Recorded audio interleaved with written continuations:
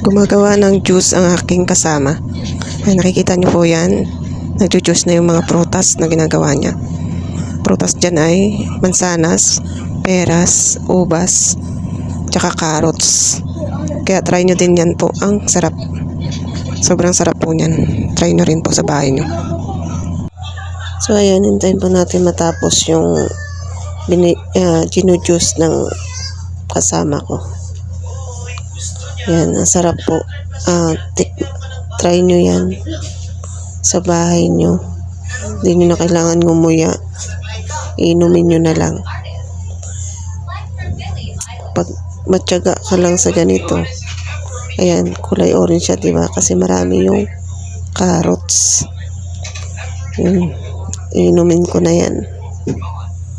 Naku, hindi kayo magsisisi. Ang sarap po.